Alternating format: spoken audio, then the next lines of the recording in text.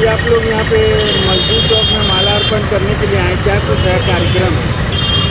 सर्वप्रथम हम कुसुंडा इनमोसा क्षेत्र के तरफ से सभी धनबाद वासियों को मजदूर दिवस के शुभ उपलक्ष्य पर सारे लोगों को हार्दिक शुभकामनाएं देते हैं, अभिनंदन करते हैं। और यहाँ पर हम कुसुंडा क्षेत्र के द्वारा हमारे जितने तमाम इनमोसा सदस्य हैं, ADIC कोयलेरी में हम लोग कार्यरत हैं माइनिंग सरदार और ओवरमैन के पद पर। आज जैसा कि हम सभी लोग जानते हैं कि मजदूर दिवस के उपलक्ष्य में हम लोग 1 मई को मनाते आ रहे हैं और प्रत्येक साल हम लोग यहाँ पर सारे लोग आते हैं और मनाते हैं, श्रद्धा सुमन अर्पित करते हैं मजदूर की प्रतिमा को। और इसी उपलक्ष्य में आज हम लोग यहाँ पर एकत्रित हुए हैं, सभी जन एक साथ होकर के माल्यार्पण किए हैं। इसी तक आते हैं यहाँ पे माल्यार्पण करने के लिए? जी जी जी। लेकिन सही मायने में क्या मजदूर का जो हक है वो मिलता है?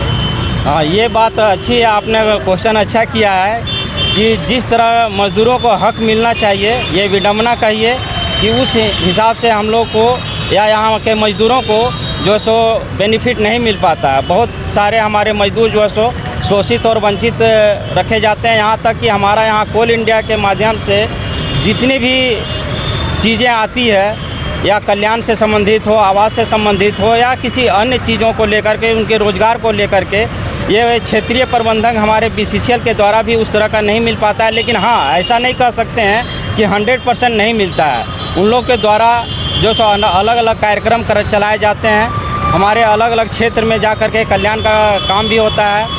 एम्प्लॉय के साथ साथ यहाँ की धनबाद की जनसंख्या जो भी दबे कुचले लोग हैं, शोषित परिवार हैं, उन लोगों के लिए भी जन कल्याण के हेतु जो है सो हमारे CMD महोदय और हमारे क्षेत्रीय लेवल पर GM जो हैं या कल्याण पदाधिकारी, उन लोगों के द्वारा बहुत सारा ऐसा कार्यक्रम किया जाता है, जैसे शिक्षा को लेकर के। कुसुंडा एरिया में जो है आउटसोर्सिंग कौन चला रहा है? और सोर्सिंग का तो बहुत सा रीज़न होता है, ये हमारे सेंट्रल लेवल का बात होता है, वहाँ से जैसा आदेश आता है। क्योंकि जैसा भी यहाँ पर जितना भी प्रोडक्शन हो रहा है, मैक्सिमम हमारा अभी जो है सो ये आउटसोर्सिंग के द्वारा ही हो रहा है। कुसुंडा एरिया में जो है सो हर जगह मिला जुला करके है, हमारा डिपार्टमेंटल भी है और आउटसोर्सिंग भी। जो आउटसोर्सिंग कंपनी का मालिक है, आउटसोर्सिंग की कंपनियाँ जैसे RK ट्रांसपोर्टिंग है और SNR कंपनी है। एक बात बताइएगा, जो मजदूर के लिए सुविधा होनी चाहिए, जी जी, कोई भी आउटसोर्सिंग कंपनी अगर चलती है तो वहाँ पे मूल सुविधा पानी, बिजली, घर वगैरह जो है वो BCCL हो चाहे कोई भी हो, उनके द्वारा दी जाती है। क्या इन लोग के द्वारा ये सब सुविधाएं दी जा रही है? देखिए, इस क्षेत्र में तो हमको उतनी जानकारी नहीं है, लेकिन जहाँ तक हमको जानकारी है, जितने भी यहाँ पर धनबाद के लोग हैं, आउटसोर्सिंग कंपनियाँ चल रही है, उन लोगों को रोज़गार वहाँ के द्वारा से दिया जा रहा है, उन लोगों के माध्यम से। और उनकी मूलभूत जो सुविधाएं होती है वो अभी जो है सो बहुत सारा चीज़ किया जा रहा है। कुछ लोग हैं जिसको लेकर के आगे आवाज़ भी उठाया जा रहा है और लगभग हो रहा है।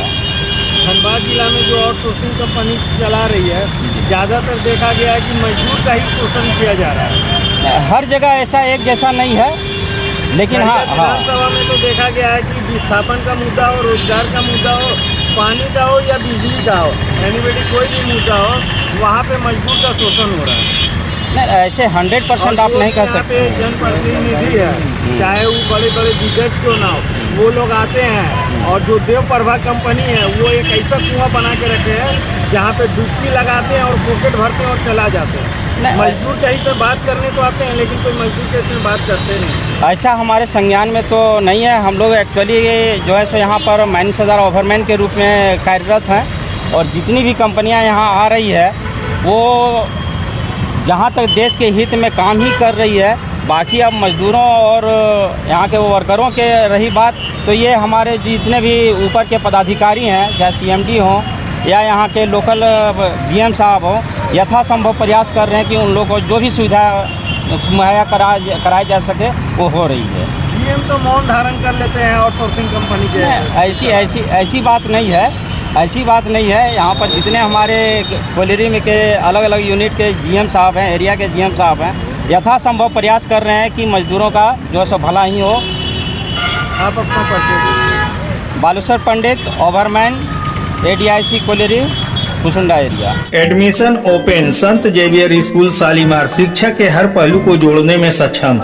बेहतरीन activities, mind power, communication skills, fearless discipline और यूनिक आइडेंटिटी डेवलप करती है। डिजिटल और मॉडल सिस्टम के साथ हर क्लासरूम में स्मार्ट बोर्ड की फैसिलिटी जो बच्चों को बखूबी स्मार्ट बनाता है।